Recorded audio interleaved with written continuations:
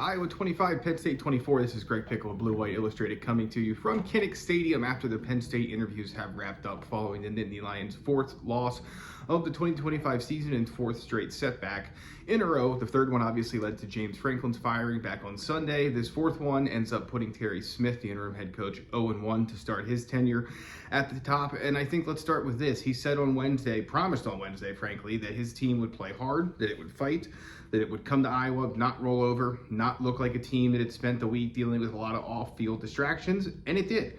For the most part, this Penn State team was not good enough in all the areas. It's not been good enough for much of this season, and that is finishing on defense, and that is getting enough points on offense to get the job done, not just against the best teams on its schedule, but also this Iowa team that's now 5-2, 3-1 in the Big Ten, and doesn't do anything that you wouldn't expect it to do.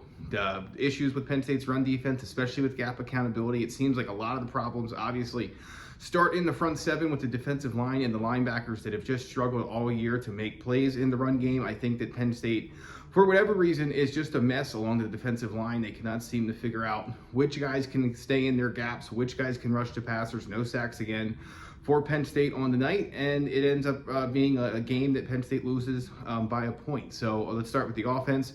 Ethan Grunkemeyer, 2 interceptions, one that ended up being basically a punt, probably better than a punt, so they'll take that. That was a positive. The negative, of course, was the interception he threw deep in his own territory that bounced off of Luke Reynolds' hands. I question why Andy Kolodnicki's even calling a short screen, or a slant there, rather, and putting in Ethan Grunkemeyer in a position to possibly fail, which he did, and it bounced off Luke Reynolds' hands and then right into an Iowa defender's hands.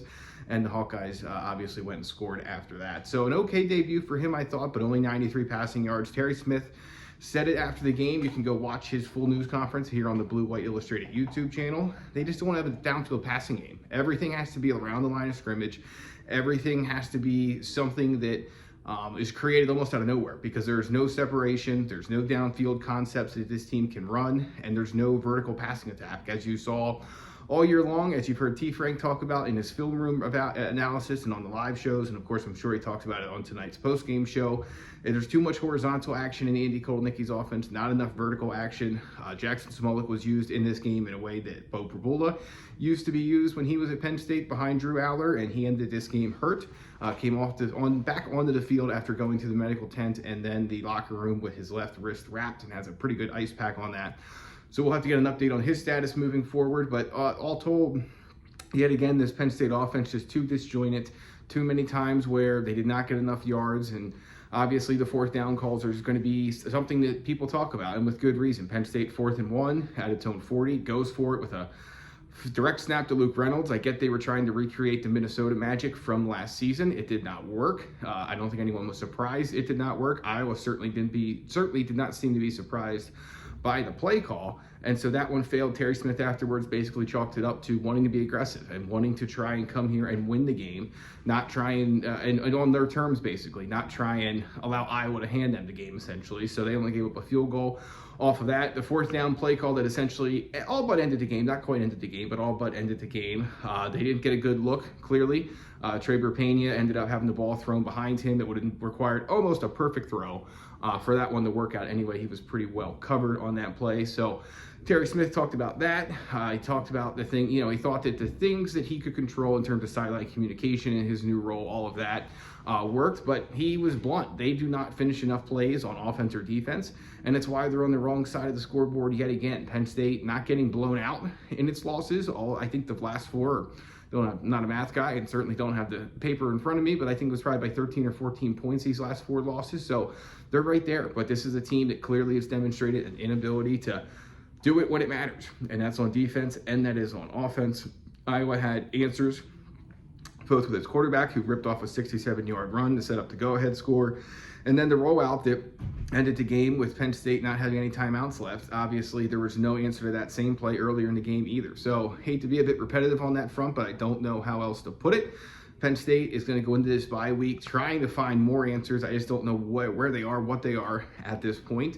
If they're not going to commit to trying to throw the ball down the field, if they can't make any personnel changes on defense, which at this point I think we can all agree is not going to happen if they don't feel like the guys on the field who are struggling can be replaced by anybody else. It's a problem you can't fix in late October, even with a bye week. So maybe they try some other things and take some chances with guys in November, which starts at Ohio State. And obviously Penn State will be a big underdog there as it tries to somehow fight back towards bowl eligibility. It needs 6 wins over its final stretch of the season here. Seems pretty unlikely. You can count Michigan State as a win potentially. You can count Rutgers as a win potentially. Indiana and Ohio State look like losses at this point in time. So we'll see what happens for this Penn State football team down the stretch. But at least on this night, they fought. They showed a lot of heart. They didn't make it look like they were a team that canceled practice Sunday, didn't get back on the practice field till Tuesday with a brand new way of doing business without James Franklin and with Terry Smith.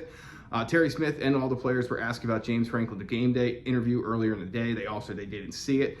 I have a hard time believing they didn't see it on social media, but either way, they had no interest in addressing that tonight. And the last note I'll give you is that Vangewani, who did not travel to this game for injury-related reasons, does not have a long-term injury. So Penn State and Terry Smith expect him to return at some point. Whether or not that will be after the bye week, we'll have to wait and see. And we'll bring you more Penn State coverage throughout the rest of the week here. Don't forget the coaching hot board is up now from Sean Fitz. His latest version posted before kickoff here at Kinnick on Saturday. You can see that, all of our premium insight and intel for $1 for the first week. Complimentary access to The Athletic as well when you sign up at bluewhiteillustrated.com. Make sure you like this video, subscribe to the YouTube channel, make T. Frank happy, make me happy, and we'll talk to you somewhere, I guess, back in Pennsylvania, either after this week's media availabilities, or certainly I'll be on Wednesday's live show with T. Frank. So until then, thanks for listening and enjoy the rest of your weekend. This is Greg Pickel signing off for Blue White Illustrated at Kinnick Stadium, where Penn State falls 25-24 on Saturday night.